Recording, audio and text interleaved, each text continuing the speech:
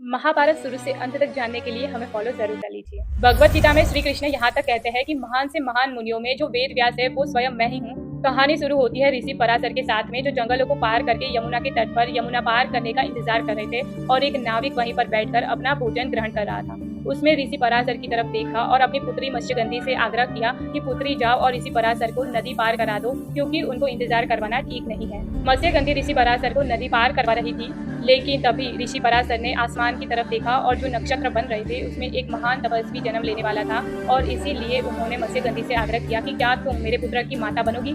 मत्स्यगंधी, जो कि अभी एक नवयुवती थी और जस्ट अभी उसकी पुबर्टी क्रॉस हुई थी, इस बात को सुन करके सत्य में चली जाती है और दोबारा ऋषि पराशर से अपनी बात दोहराने की कहती है कि क्या आप जो गंभीर रूप से मुझसे ये बात कर रहे हो। ऋषि पराशर अपनी बात को दोबारा दोहराते हैं और मामले की गंभीरता को समझाते हैं। मत्स्यगंधी इस बात के लिए हामी कर देती है, लेकिन बदले में 2 वरदान मांगती है। पहला वरदान कि वो एक रानी की तरह अपना जीवन जीना चाहती है, और दूसरा कि उसके शरीर से जो मछलियों की गंध आ रही थी ये परमानेंटली चली जाए। ऋषि उन्हें दोनों वरदान आशीर्वाद में दे देते हैं और साथ में मत्स्यगंधी को इशारा करते हैं कि यमुना के बीच में जो द्वीप मौजूद है वहां पर नाव को लगा दे, और फिर अपनी योग शक्ति से वो चारों तरफ धुंध को इतना बढ़ा देते हैं कि जिसके आर पार देखा नहीं जा सकता था।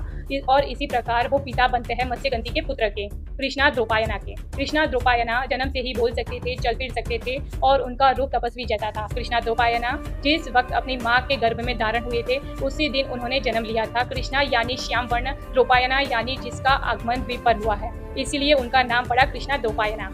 आगे चलकर उनकी माता मत्स्यगंधी सत्यवती के नाम से जानी गई, और आगे चलकर कृष्णा द्रौपायना वेद व्यास कहलाए, जिन्होंने वेदों को इकट्ठा किया, भारतवर्ष की संस्कृति को संभाला और उनको आगे बढ़ाया। अगले भाग में हम वेद व्यास और उनके पुत्र सुखदेव की कहानी सुनेंगे।